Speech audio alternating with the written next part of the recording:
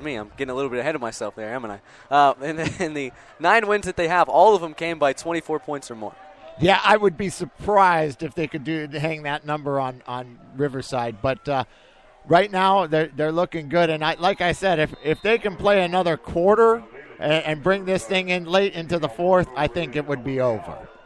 Alberto Villarreal to boot it away. Let's not forget that in the lone 2 losses for the Mounties, one against RCC, one against LBCC, they led by double digits heading into the fourth. Alejandro Marenco trying to make something happen on special teams from his goal line. Will return it across the 20-yard line to the 22. Yeah, and, the hatless one, Derek Norman made the tackle there. So he's either going to make a tackle, Chris, or he's going to lose his lid. Nicholas King out of the game. That surprises Kelly Holinsky, me. the transfer from Columbia. Yeah, they started He started the season as for RCC. Right. Struggled in their lone loss to Grossmont. Got picked 4 times. Take a look at his stats. 7 touchdowns, 4 picks, 913 yards. He's a better passing quarterback and shows us why as he completes it over the middle here across the 25-yard line to the 26-yard line. He completed it to Kennedy Sykes, That was Anthony Zamora, I believe, who got the ball for RCC, a 5-yard pickup. Yeah, this kind of surprises me, switching quarterbacks at this point in the game. I think King was about the only offensive weapon they had, other than a couple times with Foster out of the back. Well, it's desperation time. You're down by 21, and you only got 4 minutes and 50 seconds left in the third quarter. The handoff to Foster, and the Mounties are in the backfield to get him. Sidi Tama Avena. Yeah, but slow to get up. Yeah, he is again. I hope he's okay. No, he's going back down. Well, now he's going back up as he'll trot off of the field on his own power here. And Jastrab will give him a pat on the back and send him over to the fantastic medical staff that the Mounties have to work on CD, see if he can get back into this game. Yeah, they are terrific, the training crew. Holinsky, a local product, Oaks Christian High School in Thousand Oaks, California, and he'll complete to the near side of the field. Nope. Whitney dropped the football again. And now a penalty marker will fly in late. I don't know what it's for, but the Mounties better hope it's not against them, or else they gave RCC the easiest first down of the night. And I think it's against the Mounties. Well, I'll be surprised about that, too. Ryan Simpson, all he did was walked away doing the incomplete sign. And this one's going to be interesting. We don't know exactly what he said. No, we don't. So he might have taunted, perhaps, down there towards the RCC sideline. And it's a pass interference penalty against the Mounties. And that's probably the latest flag you'll ever see for a PI call. But I think we saw one at Elko, too, as I recall. And same situation. Yeah, you'd like to see the officials be more on time with what's going on. It really confuses everyone, including the coaching staffs. Spot foul, so not a 15-yard penalty. They'll mark it down at the 33-yard line, but a fresh set of downs for RCC. Well, Holinsky is so far moving the football with his arm. So he does hold a Division I offer from Maryland. Pretty impressive that as a backup quarterback in junior college, you can hold a Division I offer, and now whistles blow an official timeout. Yeah, Mount Sac is going nuts on defense right now, and I don't really like it. I'd rather them settle down into their defense rather than. Well, I think the quarterback change certainly surprised them. Holinsky, he'll drop back to throw, airs it out deep downfield. Taekwon Glass picked it off. That's the turnover I was talking about there, Chris. That was beautiful. Finally, the defense, I don't know if you noticed, they shifted into cover 2 and settled down. Didn't blitz anybody. Heck, they were sending 7 and 8 guys every play. They settled back into their defense, intercept the ball. Mountie football. Here we go, Mounties. For Taekwon Glass, that's interception number 6 on the season. It's the 5th one Kelly Holinsky has thrown, and the Mounties will start at their own 41. That was the problem with Holinsky. He turned over the football way too much. They turned it over 8 times in their lone loss against Grossmont earlier this season, and you can see exactly why Holinsky was pulled about 3 weeks into the year. Well, that was almost an interception the throw before that was called pass interference. I mean, it was a very tight throw. That one, it was also the receiver was well covered by Mount Sac. Is there a third stringer that Kraft's going to try? We'll just have to wait and see. 1st and 10 Delayed handoff, Tolbert spins out of a couple of tackles, and he gets across the 45 to the 48. Boy, still a lot of time left to go, 4 minutes to be exact here in the third quarter, but a 21-point lead for the Mounties. You can certainly say that perhaps there's some apple cider on ice over there in the Mountie locker room. Not yet, Chris, but this is an important part of the game for Mount Sac. This is where they need to control the ball, keep the clock moving. This is what we talked about at the other Riverside game. 2nd and 3 for the Mounties. Tolbert once again the lone back. 2 receivers aligned to the near side of the field. They'll hand it off. Omaris gets to midfield and tried to get a push from that big Mountie offensive line, but he was unable to do so. It'll bring up 3rd and 1 right at midfield. Yeah, you could see Bob Jastrub on the sidelines there. He was trying to tell the offensive line the exact same thing. Come on, boys, let's get some push-up there. That was a weak effort by the offensive line for Mount Sac. They need to get the Tiger front four on their heels. Well, Mountie man, Shane Vernala, the third-string quarterback, began throwing passes down on the near sideline, the RCC sideline. So Coach Kraft, desperation time. Yeah, but he's throwing with Nick King, so maybe 3rd and 1, handoff Tolbert, and Tolbert did not get the first down. Yeah, big stop for the RCC defense. No gain. Jastrab not too happy about it as he takes off his hat in frustration. Yeah, that was a huge stop by Riverside. I don't know why Mount Sac went to the well 3 times in a row. Tolbert got that first carry on his own. The rest of it was just stuffed up in the middle. Good job by the Riverside defensive line. Christian Fulham will punt. 8th time tonight that the sophomore kicker will be booting it away. Tremel Davis stands back around his own 10 to get it. So the Mounties can't do anything with the Taekwon Glass interception as Fulham, a spiraling kick, hops inside the 10. Davis will pick it up, and he gets to the 14-yard line. He's taken down by a convoy of Mounties. Leading the charge was Chris Waldenberger on special teams, and that's where the RCC offense will take over, and let's see who will take that quarterback spot for the Tigers. Yeah, it looks like Nick King is standing there. So the Helinski project is over, I guess. He got what? He got to run 4 plays, and now Nicholas King back onto the field. Yeah. Poor Kelly Helinski.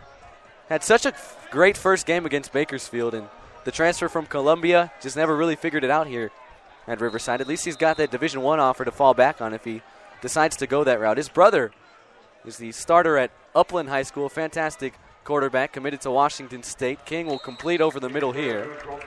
Yeah, nice play. Foster out of the backfield. Foster out of the backfield. Mount Sac kind of gave him that, and they took it for a first down. Yeah, 10-yard pickup there to move the chains for RCC. Step by step, I guess, if you're the RCC offense. Yeah, I would say so. That was not a bad call at all. Play action, King will throw near side of the field. Whitney's got it, and Whitney across the 40-yard line to the 41. It's a 17-yard pickup. It's just his second reception of the night for Isaac Whitney to move the chains again. Yeah, boom, boom, and the Tigers are already to the 40-yard line, so here they go. Let's see what Mount Sac can counter with.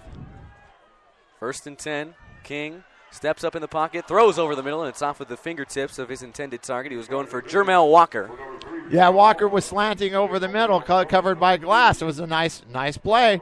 Hey, Riverside's not dead. They're showing life right now. Absolutely not. Still 1:47 left to go in the third quarter. Plenty of time left. I'm not too good at math, but that's 16 minutes and 47 seconds left in the game. You're better than I am. 21-0 the Mounties lead. King pressured. He'll dump off the pass for Foster.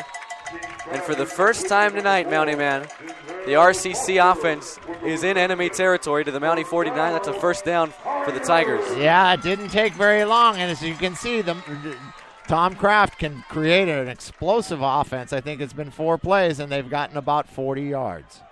1st and 10 for RCC at the Mountie 49. Mounties will bring some pressure. King going to step up and run. Gets back to the original line of scrimmage. Breaks the tackle. Gets inside the 45-40. Still on his feet, and he's down to the 35. Yeah, that's where he's dangerous, coming out of the backfield. Slipped the tackle from one of the twins and got a good gain. So RCC finally getting it going offensively. The Mounties a 21-0 lead. But RCC on the move. 4 wide set, 2 aligned to each side. The lone back Anderson. King under duress. Hit as he throws, and he has his pass nearly picked off. He threw it into the back of one of his offensive linemen. Yeah, King is slow to get up. Took a heavy shot right in the breadbasket there. from a blitzing linebacker, 42, the twin. It was Suli Tamaavena. Thank you. Good to see both back out on the field after they were shaken up a little bit earlier in the game. 2nd and 10. Mounties will bring some more pressure. King over the middle, nearly picked off again by Taekwon Glass. It hit his knee, but it falls to the turf, incomplete. 3rd and 10. Yeah, King's having a tough time get up again on his left knee there. I think he'll be okay. To the near side of the field. He's got his helmet on. He's ready to come back in just in case King cannot continue. King really got beat up the last time these two teams met. Olinsky had to actually come in for a couple of plays. Yeah, and didn't do bad. I mean, he drove the ball down, and as you know, Riverside ended up winning the football game. Mounties trying to make sure it's a different story this time around. 1:03 left to go in the third quarter. 21-0 Mount Sac. RCC from the Mountie 35. King going to look to throw. Going deep. Over the middle. Wide open. Touchdown Tigers. Jermel Walker. It took them nearly 3 quarters, but the RCC Tigers are on the board with 57 seconds left to go in the third quarter. And Mountie Man, this one is not over yet. Not by a long shot. That was a very impressive drive by the Riverside Tigers that ended with a long pass. 35 yards from King to Walker. The extra point up and good from Jimmy Camacho. So 21-7 our score. Yeah, the Mount Sac continued to put a lot of pressure on King. I thought I saw a couple guys holding there, but I think the referees are going to let them play. Well, the Mounties brought the house and they paid for it. Yeah, they did. Walker was wide open. There was no one within 10 yards of him. For Jermel Walker, that's touchdown reception number 3 on the year. Yeah, and that's Nicholas King. Over this season has become better and better at the long ball throw there, and it bit the Mounties. Well, now if you're Mount Sac, you want to see that offense respond. The momentum right now, slowly but surely shifting back to the home RCC Tigers. Mounties, they've blown their fair share of leads, especially here at Wheelock. Yeah, they have, and I'm a little nervous. I got to be honest with you, Chris. I'd like to see Mount Sac start establishing, getting some momentum back of their own. Camacho back deep into the end zone, and Ryan Simpson will take a knee, so the Mounties will start at their own 25-yard line with 57 seconds left in the third quarter. 21-7, the Mounties lead. Yeah. I can't help but think of the last time these two teams met up. It's starting to slowly but surely creep into my mind. Yeah, it will, because you've got a guy that Tom Kraft that can develop an offense out of nothing, and obviously that's what he did. He's got his running game going, countering that with some long vertical throws. It'll be interesting to see if Mount Sac continues to blitz. 1st and 10 for the Mountie offense at their own 25. 3 wide set, 2 aligned to the far side of the field.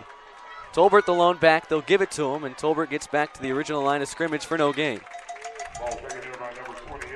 Yeah, Mount Sac's going to have to figure something out other than just running Tolbert up the middle. Generous ball spot. They give him about 1.5 yards. It's about time the officials gave the Mounties a break, huh? Yeah, I think those unimportant yards they'll give you, but when it comes down to first down or not, that's where it gets dicey here at Riverside. 21-7 Mounties. Wheelock Stadium. Under 20 seconds left to play in the third. Allo going to drop back to throw. Fire for Simpson, tipped in the air and nearly picked.